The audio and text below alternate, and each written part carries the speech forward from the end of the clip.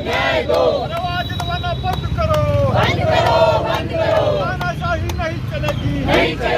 और आशुतोष नेगी जिंदाबाद, आशुतोष नेगी जिंदाबाद, पहाड़वाद जिंदाबाद, पहाड़वाद जिंदाबाद। जय पहाड़, जय पहाड़ी। अंकिता को न्याय दो, अंकिता को न्याय दो।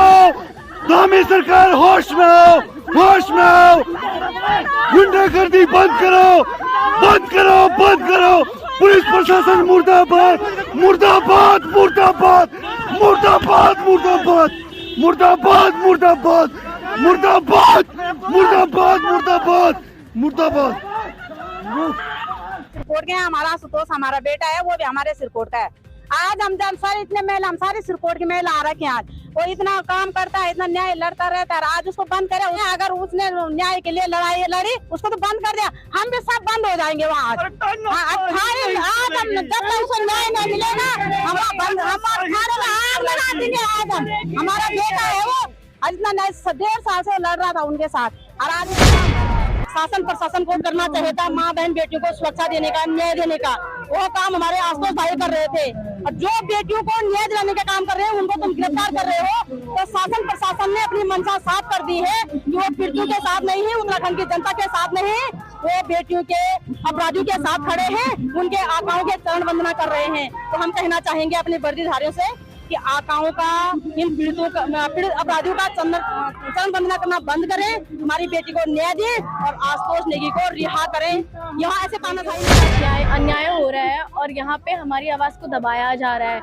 अगर कोई व्यक्ति अगर किसी केस को लेके आगे बढ़ रहा है, बड़ी मुश्किल से तो कोई उस केस को उठा रहा है। कितने ऐसे केसेस हैं हमारे इंडिया में, हमारे उत्तराखंड में कितने केसेस हैं जो आगे नहीं आ पाते हैं, सिर्फ इस वजह से कि कुछ रिजल्ट आएगा ही नहीं। और जब रिजल्ट के लिए किसी ने लड़ाई की तो आज उनको ही अंदर कर दिया जाता है। तो ये साफ साफ लड़कियों की भी बेइज्जती हो रही है और हमारे देवभूमि की भी बेइज्जती हो रही है कि हमारी देवभूमि में इस प्रकार की घटनाएं हो रही हैं।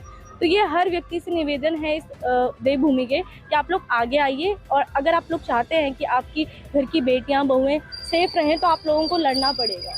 उत्तराखंड का बहुचर्चित अंकिता भंडारी हत्याकांड 1.5 साल बाद फिर से सुर्खियों में आ गया है। अंकिता भंडारी को न्याय देने की मांग पहाड़ों से लेकर मैदानों में गूंज रही है। सोशल मीडिया प्लेटफॉर्म एक्स पर #Justice for अंकिता भंडारी पूरे देश में ट्रेंड कर रहा है। देश के कई बड़े नेता और सामाजिक कार्यकर्ता इस कैंपेन को अपना समर्थन दे रहे हैं। दरअसल अंकिता भंडारी के परिवार के साथ न्याय की लड़ाई लड़ रहे पत्रकार आशुतोष नेगी की गिरफ्तारी के बाद लोगों में इस प्रकार का रोष देखा गया है। दर्शकों, सादर जय जैन, आप देख रहे हैं चिनोदे, मेरा नाम है पंकज जैन। वीडियो में आगे बढ़ने से पहले सभी अपडेट्स पाने के लिए चैनल को सब्सक्राइब कर दीजिए। वीडियो को लाइक, शेयर और कमेंट जरूर करिएगा। फेसबुक या अन्य किसी प्लेटफॉर्म पर आप देख रहे हैं तो हमें फॉलो करें। बता दें कि अंकिता के परिजनों समेत कई सामाजिक कार्यकर्ता और आमजन साप्ताहिक जागो उत्तराखंड के संपादक आशुतोष की गिरफ्तारी का कड़ा विरोध करते हुए अंकिता को जल्द न्याय देने और आशुतोष की रिहाई की मांग कर रहे हैं। लोगों का आरोप है कि उत्तराखंड सरकार बीआईपी का नाम छुपा रही है। हालांकि इस पूरे मामले पर राज्य के डीजीपी अभिनव कुमार ने क्या कुछ कहा, सुनिए उन्हीं की जुबानी। मैं तो यही कहूँगा कि जो भी लोग इसकी गिरफ्तारी पे, पुलिस पे या सरकार पर अनर्गल आरोप लगा रहे हैं, वो या तो भावनाओं में बह रहे हैं या उनका अपना कोई एजेंडा है। और आशुतोष नेगी और इस प्रकार के जो स्वयंभू तथाकथित सामाजिक कार्यकर्ता हैं, इनका मकसद मेरी समझ से कुछ और है। इन्हें अंकिता भंडारी को न्याय दिलाने में ज़रा भी दिलचस्पी नहीं है। इनका मकसद हमारे समाज में अराजकता फैलाना है, वैमनस्य फैलाना है। और हम इनके जो ये इस प्रकार का जो जिस तरह से लग रहा है कि ये कोई बहुत बड़ा षड्यंत्र है, इसकी भी पुलिस जांच कर रही है और अगर जांच में तथ्य आते हैं तो इनके खिलाफ और सख्त। सुना आपने?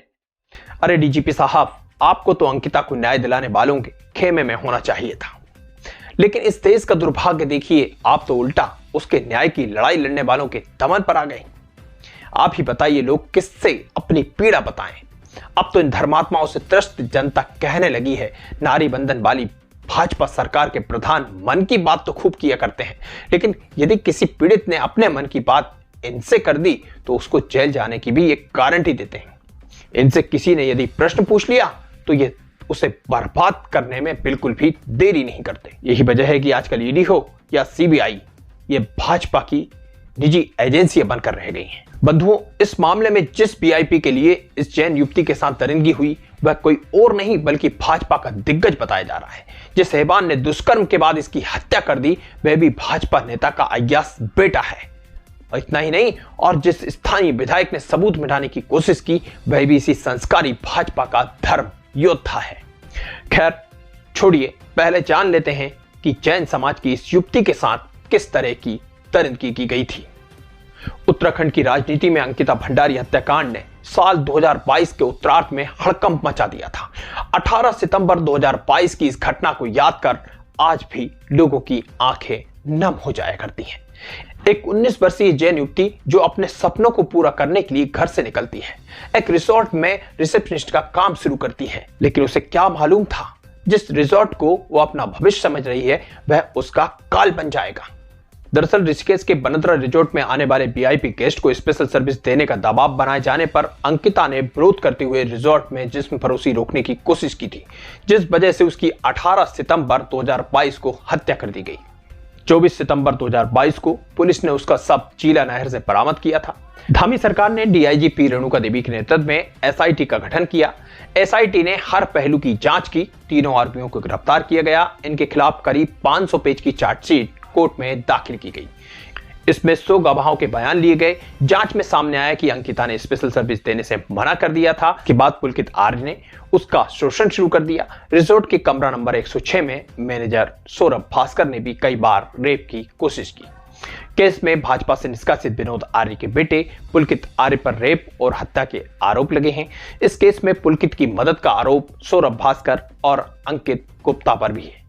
इस केस में शुरुआत से ही सबूतों को मिटाने के आरोप स्थानीय विधायक समेत भाजपा के कई दिग्गजों और शासन प्रशासन पर लगते रहे हैं। पहले तत्कालीन एसडीएम प्रमोद कुमार और पुलिस कर्मियों की देखरेख में रिसोर्ट की बाहरी दीवारें तोड़वाई गई थी। उसके बाद देर रात 1 बजे फिर से रिसोर्ट को तोड़वाया गया। स्थानीय विधायक रेणु बिष्ट ने जेसीबी को दोबारा बुलवाकर अंकिता के कमरे समेत 2 कमरों को विशेष तौर पर आदेश देकर तोड़वाया। माना जा रहा है यदि क्राइम प्लेस को प्रोटेक्ट किया जाता तो कई अहम सुराग हाथ लग सकते थे।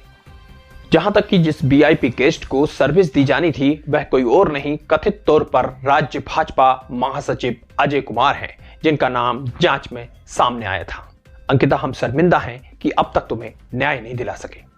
तुम्हारे साथ सामूहिक बलात्कार कर मौत के घाट उतारने वाले दरिंदे भले ही सलाखों के पीछे हैं, पर क्या उन्हें सजा होगी? इस सवाल का जवाब अभी भी भविष्य के गर्त में दफन है। निश्चित ही जिस वक्त तुमसे यह दरिंदगी हुई होगी तब उत्तराखंड के पहाड़ व वादियां फूट फूट कर रोए होंगे। और आज भी तुम्हारे न्याय के वास्ते न जाने कितने पत्रकार व उत्तराखंड वासी सड़कों पर संघर्ष कर रहे हैं। मगर तुम्हारी मृत्यु का कारण बनने वाले सभी दरिंदे आज भी पूरी तरह से बेनकाब नहीं हुए हैं, क्योंकि ये दरिंदे कोई और नहीं, नारी बंधन का ढोंग करने वाली कथित संस्कारी पार्टी का हिस्सा है। गजब की बात तो यह है कि वहां की सरकार उस प्रधान चौकीदार के परिवार का हिस्सा है जिसमें खूंखार बलात्कारी भेड़िए, माता बहनों के शरीर को नोचने वाले कुत्ते, नारी अस्मिता को चुटने वाले गिद्ध व राक्षसी दुष्कर्मी भरे पड़े हैं। ऐसे दरिंदों के सम्मान में हमारे चौकीदार सदैव खड़े रहते हैं, जिसकी बानगी आपने बिल्किस बानो जैसे कई मामलों में देखी होगी।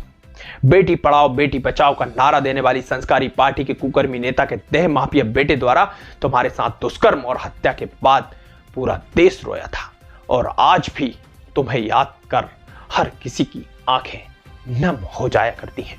अंत में यही कहूंगा, प्रधान चौकीदार के भाजपा परिवार से ताल्लुक रखने वाले इन दरिंदों से लड़कर अंकिता, तुम्हारी आत्मा को न्याय कैसे और कब मिलेगा यह तो नहीं मालूम, लेकिन हम आखिरी दम तक तुम्हें न्याय दिलाने की लड़ाई लड़ते रहेंगे और तुम्हारे जैसे हर उस व्यक्ति के साथ खड़े रहेंगे जिसको न्याय दिलाने के लिए उठने वाली आवाज को दबा दिया जाता है।